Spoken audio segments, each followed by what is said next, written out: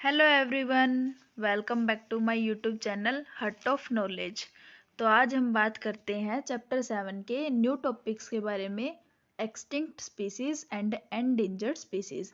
इससे पहले वाले सारे टॉपिक्स हमने वो लास्ट लेक्चर्स में कवर कर लिए हैं। तो अब हम बात करते हैं एक्सटिंक्ट स्पीसीज। एक्सटिंक्ट का मतलब क्या होता है? खत्म हो जाना। तो ऐसी स्पीसीज जो अब एग्जिस्ट नहीं करती पूरी अर्थ के ऊपर ही, उसको हम क्या बोलते हैं? एक्सटिंक्ट स्पीसीज बोलते हैं। एक्सटिंक्ट स्पीसीज ऐसी स्पीसीज होती हैं जो डाइड आउट हो चुकी है कंप्लीटली, मतलब कहीं भी अगर अर्थ पे देखे तो वो हमें नहीं मिलेगी अभी। तो ऐसी स्पीसीज जो एक्सटिंक्ट हो चुकी है, लास्ट लिविंग मेंबर है उनका स्पीसीज का, वो मर चुका है, उन स्पीसीज को हम क्या बोलते हैं? Extinct species. Extinct species animals भी हो सकते हैं या प्लांट्स भी हो सकते हैं। एग्जाम्पल पे अगर हम बोलें कि जैसे कोई भी टाइप का एनिमल है, वो इस टाइम पे एग्जिस्ट नहीं करता अर्थ के ऊपर, तो उसको हम क्या बोलते हैं? एक्सटिंक्ट एनिमल बोलते हैं। मतलब कोई भी ऐसा एनिमल उस स्पीसीज का प्रेजेंट नहीं होएगा अर्थ पे। All the members of this animal species have died out, वो कंप्लीटली मर चुके हैं। For example dinosaurs. ये जो डायनासोर्स का एग्जाम्पल है, ये एंशियंट टाइम में हमारे पास डायनासोर्स पाए जाते थे अर्थ पे।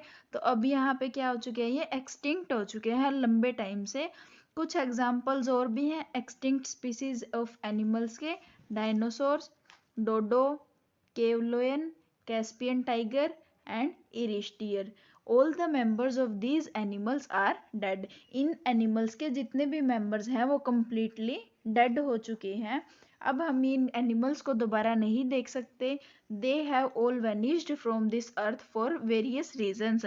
बहुत सारे रीजंस के कारण ये आज के टाइम पे हमारी अर्थ से गायब हो चुके हैं।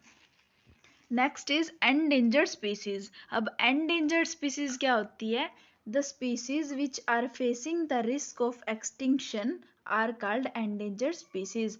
ऐसी स्पीसीज जिनको अभी खतरा है एक्सटिंक्ट होने से, मतलब गायब होने से जिनको खतरा है, जिनकी स्पीसीज या जिनके नंबर्स हैं वो बहुत कम रह चुके हैं, उनको हम क्या बोलते हैं? एंडेंजर्ड स्पीसीज बोलते हैं।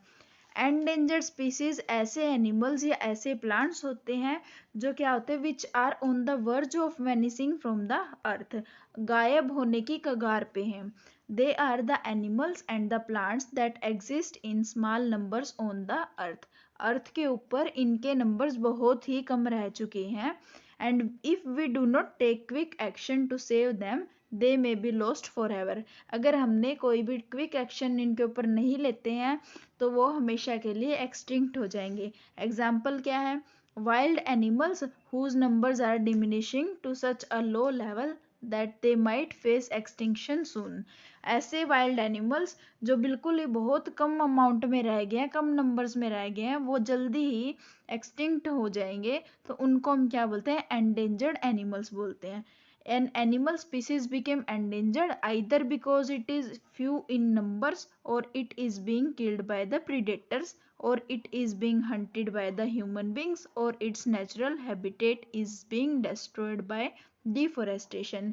इसमें इसने बोला है कि जो एनिमल स्पीसीज हैं वो एंडेंजर्ड किन रीजंस के कारण होते हैं? या तो उनके नंबर्स कम रह चुके हैं, या फिर वो प्रीडेटर्स के थ्रू किल कर दिए जाते हैं, या फिर ह्यूमन बींग्स के द्वारा हंट कर लिया जाता है उनको, या फिर नेचुरल हैबिटेट के कारण जब डिफोरेस्टेशन होता है तो वो डिस्ट्रॉय हो जाते हैं।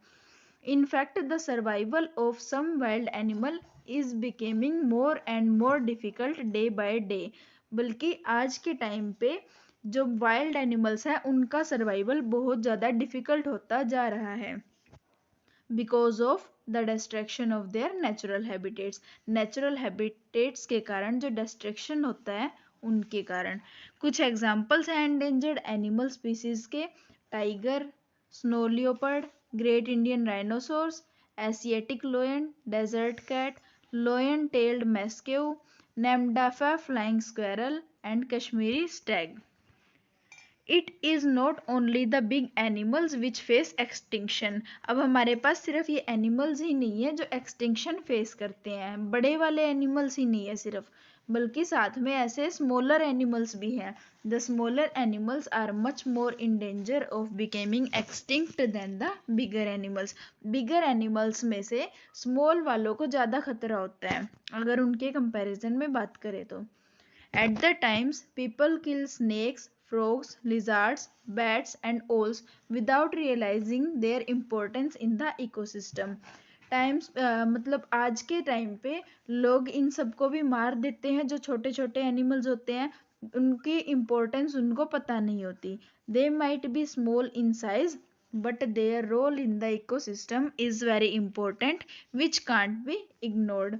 अगर उनका साइज स्मॉल है तो इसका मतलब ये नहीं है कि उनका इकोसिस्टम के अंदर कोई रोल नहीं होता। अगर साइज स्मॉल है उसके बाद भी इकोसिस्टम में उनका बहुत ज़्यादा इम्पोर्टेंट रोल होता है जिसको हम इग्नोर नहीं कर सकते। The small animals form the parts of the food chain, food web, which are essential for maintaining a balance in the nature.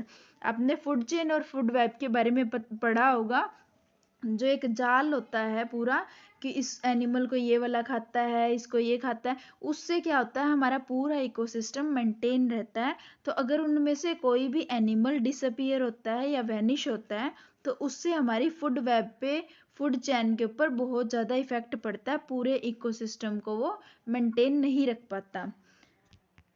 By killing the animals, small animals, we are actually harming ourselves. Small animals को kill करने से हम खुद को harm करते हैं। This point will become more clear from the following example of snake. अब हम snake की बात करते हैं किस तरीके से अगर snake अगर हमारा disappear होता है या vanish होता है तो उससे हमारे इकोसिस्टम के ऊपर क्या इफेक्ट पड़ता है। Snake is small wild animal. Snake क्या होता है हमारा छोटा वाइल्ड एनिमल होता है। The skin of the snake is in great demand for making fancy leather goods, so the snake skin cells at a high price in the market. जो snake की skin होती है उसकी बहुत ज़्यादा डिमांड है लेदर की गुड में, गुड लेदर की फॉर्म में, जैसे बेल्ट वगैरह है, ये सब चीज़ें क्या है स्नेक की स्किन से बनती है। तो इसकी डिमांड हाई है तो जिसकी वजह से ये हाई प्राइस पे मार्केट के अंदर सेल होती है।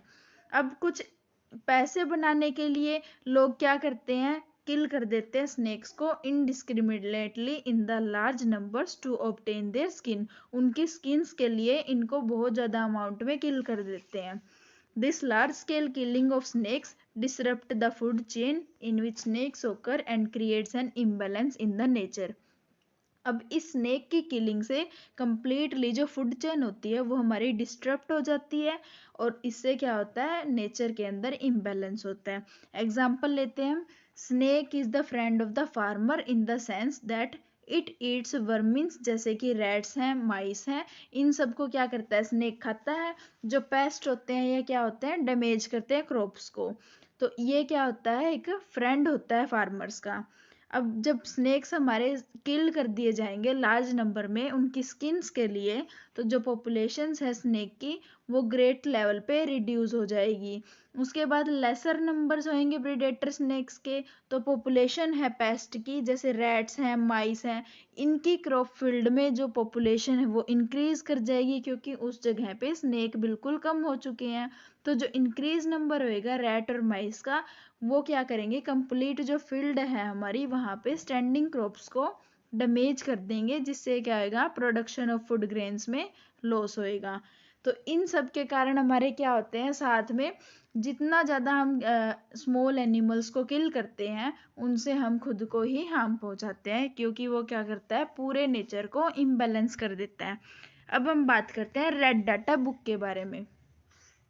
Red Data Book is the book or publication which keeps the record of all the endangered animals, plants and other species. Red Data Book एक ऐसी बुक होती है जो एक कंप्लीट रिकॉर्ड रखती है सारे endangered animals और plants और या फिर कोई भी species हो उनका। एक्चुअली रेड डाटा बुक के अंदर लिस्ट ऑफ स्पीसीज होती हैं जो डेंजर में होती हैं, मतलब उस टाइम पे वो डेंजर में है तो उन सब की लिस्ट हमारी रेड डाटा बुक के अंदर प्रेजेंट होती है। डिफरेंट रेड डाटा बुक्स होती हैं, प्लांट्स के लिए अलग, एनिमल्स के लिए अलग या फिर अदर स्पीसीज के लिए अलग रेड डाटा बुक्स होती हैं।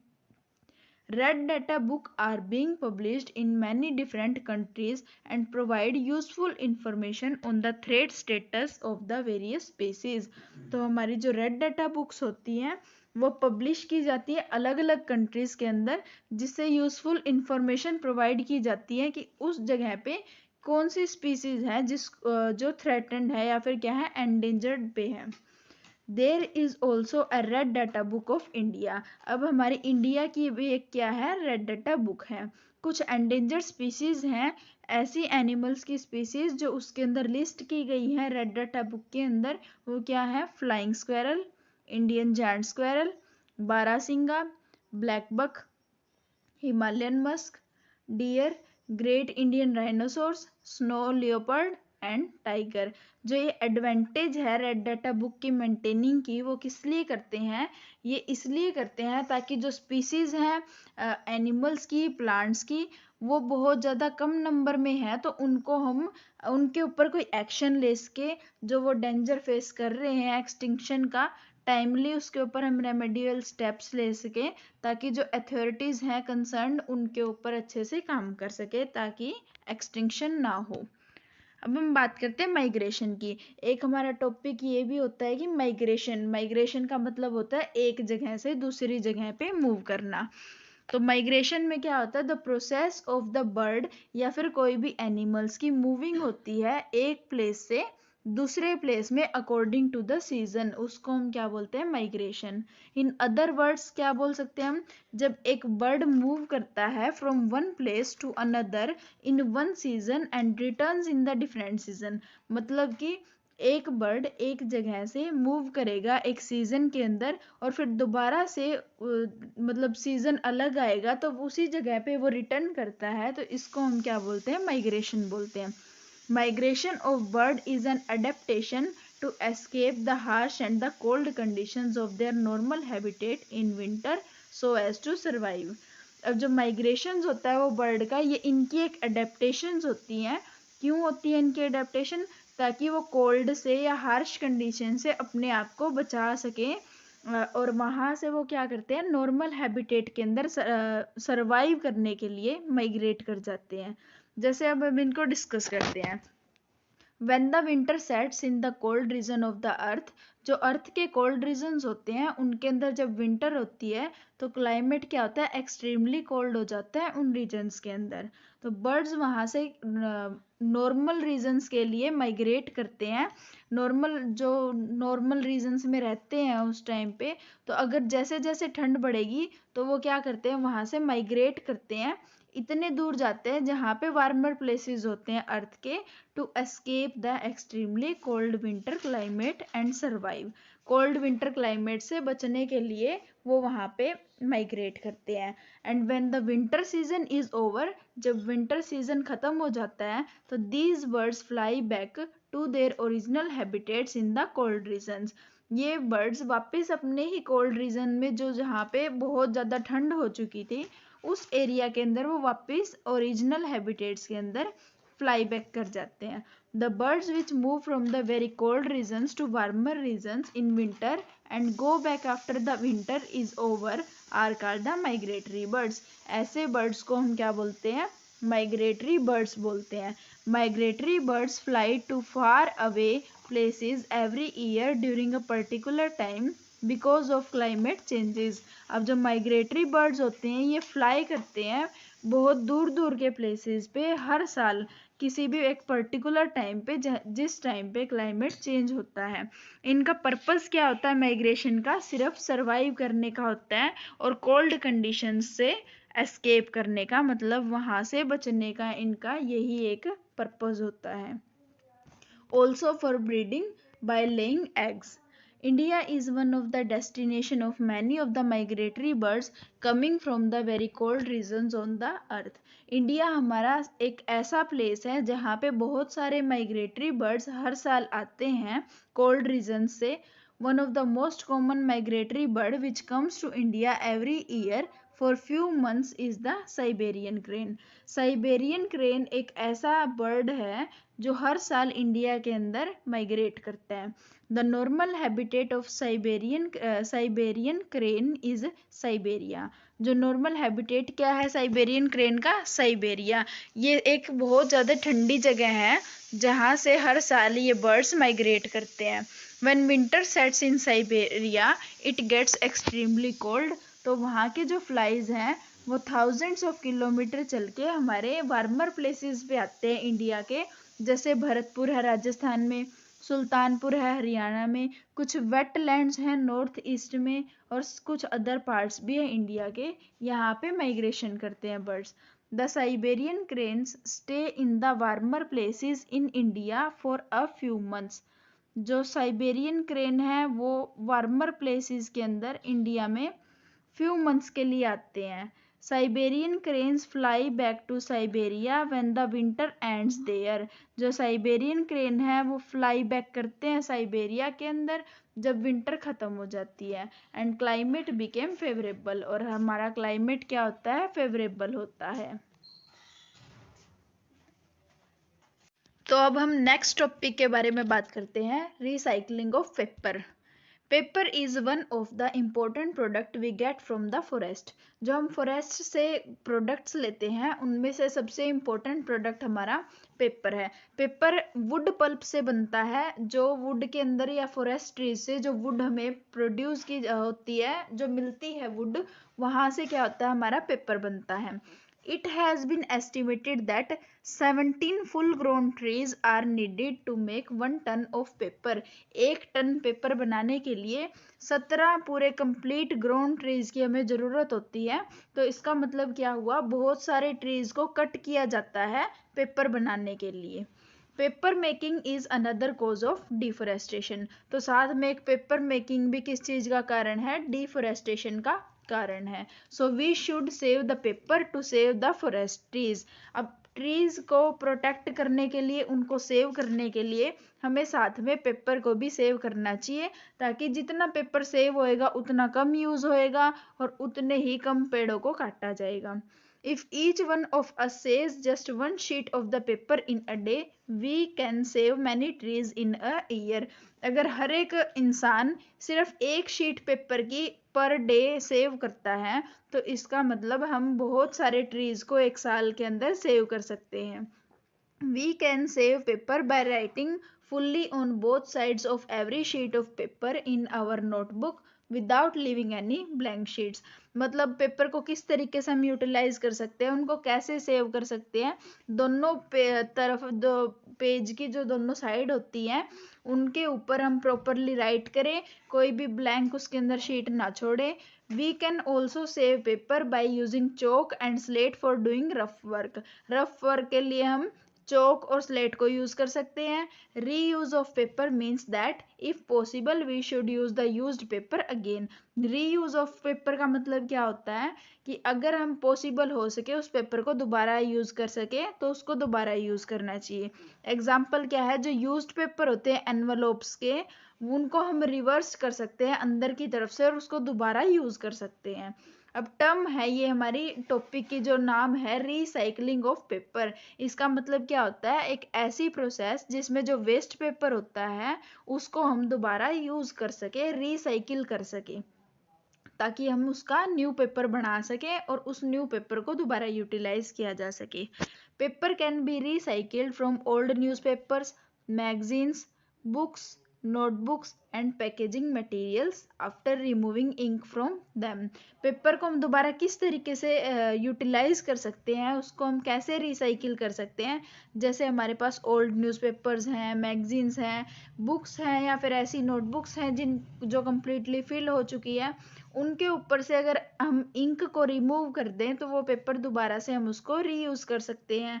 अगर all of us keep on collecting old newspaper, magazines, books, notebooks and paper rappers etcetera, अगर हम सारे ये चीज़ों को अगर कलेक्ट करें और उनको पेपर मिल्स के अंदर सैंड कर दे ताकि वहाँ से रिसाइकलिंग हो सके, जंक डीलर के थ्रू, जिसको हम क्या बोलते हैं, कबाड़ी वाला बोलते हैं, उसके थ्रू अगर हम पेपर मिल्स में अगर इन चीज़ों को पहुंचाते हैं तो हम बहुत सारे ट्रीज को सेव कर सकते हैं कट करने से। In fact, paper can be recycled 5 to 7 times for the use. अब पेपर को हम 5 से 7 बार रिसाइकिल कर सकते हैं, बार बार एक पेपर को, ताकि उसको हम दोबारा यूज कर सकें. We should save the paper. सबसे पहले हमें पेपर को सेव करना चाहिए. नंबर 2 पे फिर हमें पेपर को रीयूज करना चाहिए. और नंबर 3 पे हमें पेपर को रिसाइकिल करना चाहिए. By doing this we will not only save the trees but also save the energy and water needed for manufacturing the paper.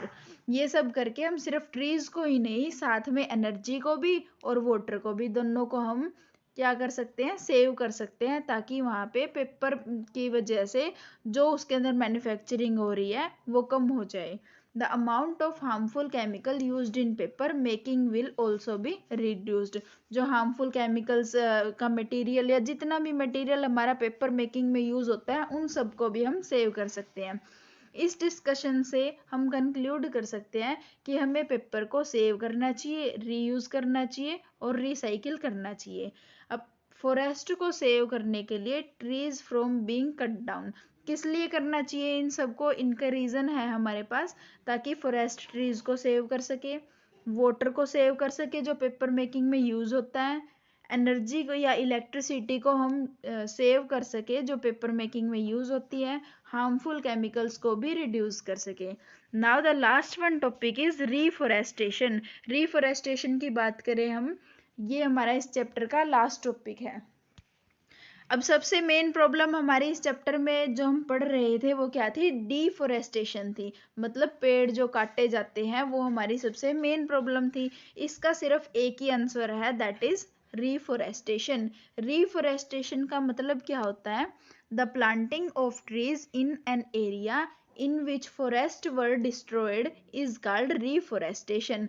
Trees की प्लांटिंग ऐसे एरिया में जहाँ पे फॉरेस्ट को बिल्कुल डिस्ट्रॉय कर दिया गया था या वहां से बहुत सारे पेड़ों को काट लिया गया था, उसको हम क्या बोलते हैं, रीफॉरेस्टेशन बोलते हैं. Term reforestation means to cover again with the forest. Reforestation term का मतलब क्या होता है, दोबारा उस एरिया को फॉरेस्ट के साथ कवर करना बाय प्लांटिंग न्यू ट्रीज, नए पेड़ों को उगा के. The planted trees should generally be of the same species which were cut down from the forest during the deforestation. Deforestation के टाइम पे जो हमने प्लांट काटे थे, उन्हीं प्लांट को वहां पे जनरली हम क्या करते हैं, दोबारा ग्रीव करवाते हैं सेम स्पीसीज के. We should plant at least as many trees as have been cut down. At least हमें जितने पेड़ हमने काटे हैं उतने ही पेड़ दोबारा वहां पे प्लांट करने चाहिए. इन दिस वे में हम जो फॉरेस्ट को कंटिन्यू रख सकते हैं ताकि वो सफिशिएंट नंबर ऑफ ट्रीज हो हर बार में. Forest are called green wealth of our country. हमारी कंट्री की जो फॉरेस्ट को हम क्या बोलते हैं, ग्रीन वेल्थ बोलते हैं. We have already caused tremendous damage to our lush green forest by the deforestation. Deforestation से हमने बहुत सारे नुकसान कर दिए हैं आज तक. If we have to retain our green wealth for future generation. अब हमें अगर फ्यूचर जनरेशन के लिए ग्रीन वेल्थ को मेंटेन करना है तो उसके लिए हमें ट्रीज को प्लांट करना चाहिए, रीफॉरेस्टेशन करना चाहिए. यही सिर्फ हमारे पास एक सिंगल ऑप्शन है. Reforestation can also take place naturally. Reforestation हमारा नेचुरली भी हो सकता है. अगर जो डिफॉरेस्टेटेड एरिया हैं उनको हम अनडिस्टर्ब छोड़ दे कुछ टाइम के लिए, मतलब जहाँ से हमने बहुत सारे पेड़ों को काटा है और उनको कुछ टाइम के लिए हम अनडिस्टर्ब्ड छोड़ दें, मतलब उनके अंदर हम कोई डिस्टर्बेंस ना करें, तो वहां से भी क्या होएगा, जो हमारे पेड़ थे वो वापस अपने आप से दोबारा रीएस्टेब्लिश हो जाएंगे, उनकी नेचुरल ग्रोथ हो जाएगी ट्रीज की. इसको हम क्या बोलते हैं, natural reforestation. There is no role of the human being in the natural reforestation. Natural reforestation में ह्यूमन बींग्स का कोई भी रोल नहीं होता. अब एडवांटेजेस क्या क्या है रिफॉरेस्टेशन की. रिफॉरेस्टेशन की बहुत सारी एडवांटेज हैं. सबसे पहले तो हम यही मान ले कि वो डिफॉरेस्टेशन को कम करता है. कुछ एडवांटेजेस और हैं रिफॉरेस्टेशन की. रिफॉरेस्टेशन प्रोड्यूस करता है large quantity of raw material for the industry, जैसे पेपर इंडस्ट्री है, टिम्बर है, ट्रेड है। मतलब अगर हम ट्रीज को कट करते जाएं, डिफॉरेस्टेशन करते जाएं, तो एक टाइम पे ऐसा भी होगा कि पेड़ खत्म ही हो गया, तो उसके बाद हम पेपर इंडस्ट्री में, टिम्बर में, ट्रेड में, यहाँ से कहाँ से उनके लिए हम वुड का कलेक्ट करेंगे। तो उसका भी हमारे पास एक यही एडवांटेज है, अगर हम रिफॉरेस्टेशन करते हैं तो बहुत ज़्यादा लार्ज क्वांटिटी में रॉ मटेरियल्स को दोबारा से गेन कर सकते हैं। Reforestation will lead to decrease in global warming by reducing the amount of carbon dioxide gas in the atmosphere.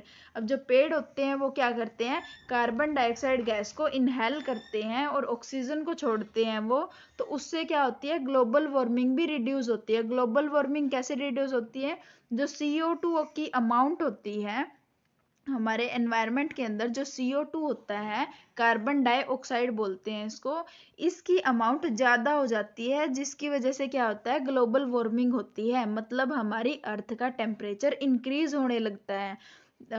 ये ग्लोबल वार्मिंग कैसे रिड्यूस होएगी, जब CO2 की अमाउंट रिड्यूस होएगी। CO2 की अमाउंट कब कम होएगी, जब हमारे पास ज़्यादा अमाउंट में ट्रीज होंगे और वो इनको इनहेल करेंगे और ऑक्सीजन को रिलीज करेंगे, तो इस वजह से हमारी ग्लोबल वार्मिंग डिक्रीज होती है। तो थर्ड पॉइंट है reforestation increase rainfall in an area. किसी भी एरिया में रेनफॉल इंक्रीज करता है, जिससे क्या होता है, ग्राउंड वाटर लेवल इंक्रीज हो जाता है और सूखा पड़ना या ऐसी कोई कंडीशन नहीं आती। Reforestation prevent the soil erosion and the floods. Soil erosion को भी प्रिवेंट करता है ये, साथ में फ्लड को भी प्रिवेंट करता है। रिफॉरेस्टेशन इंक्रीज करता है area of the earth under the forest which is good for the conservation of the wild life. इससे क्या होता है, अर्थ का एरिया भी कुछ ज़्यादा ही अमाउंट में फॉरेस्ट की फॉर्म में कंजर्व रहता है, जिससे हम क्या कर सकते हैं, वाइल्ड लाइफ को भी कंजर्व कर सकते हैं। In order to meet the ever increasing demand for wood in the factories and the shelter के लिए या increasing जो demand हो रही है wood की forest trees को, उनको हम क्या कर रहे हैं, continuously cut down कर रहे हैं। तो it is quite justified to cut a limited number of trees for genuine developmental purpose। तो ये जस्टिफाई होना चाहिए कि जितने भी हम पेड़ काटते हैं वो लिमिटेड नंबर में हो, जेन्युइन डेवलपमेंटल पर्पसेस के लिए। सेम टाइम पे हमें इतने ही नंबर, जितने हमने पेड़ काटे हैं, equal number of new trees हमें वहाँ पे प्लांट करने चाहिए, ताकि हम नेचर में बैलेंस कर सके और अवॉइड कर सके अनप्लीजेंट कॉन्सिक्वेंसेस को जो डिफॉरेस्टेशन के कारण होते हैं। There is the forest conservation act in the India के अंदर एक फॉरेस्ट कंजर्वेशन एक्ट भी चलाया गया है। जो फॉरेस्ट कंजर्वेशन एक्ट है वो एम्ड होता है at the preservation and the conservation of the natural forest. तो जो ये हमारा फॉरेस्ट कंजर्वेशन है, ये किस चीज़ पे एक्ट करता है, इसका एम क्या है, फॉरेस्ट को प्रिजर्व करना, फॉरेस्ट को कंजर्व करना, सेम टाइम पे जो बेसिक नीड्स होती हैं पीपल्स की जो आसपास रहते हैं फॉरेस्ट के, उनको भी मेंटेन करना। तो हमें क्या करना चाहिए, साथ के साथ एक पेड़ भी लगाना चाहिए। जैसे अभी सभी ये भी बोलते हैं कि आपको अपने बर्थडे पे एक पेड़ जरूर लगाना चाहिए। मतलब हर साल अगर आप एक पेड़ को प्लांट करते हो तो वो किस वजह से बोलते हैं, वो सिर्फ इन्हीं की वजह से बोलते हैं, ताकि हमारे क्या हो सके, रिफॉरेस्टेशन हो सके और ये सारी जो डिस्टर्बेंसेस होती हैं डिफॉरेस्टेशन के कारण, वो सारी मेंटेन रह सके। अगर आपको कंप्लीट चैप्टर में कोई भी डाउट होता है तो आप मुझे कमेंट सेक्शन में पूछ सकते हो, और साथ में आपको कंप्लीट चैप्टर का भी लिंक यहाँ पे मिल जाएगा। इस पूरी चैप्टर का एक ही वीडियो है। Thank you.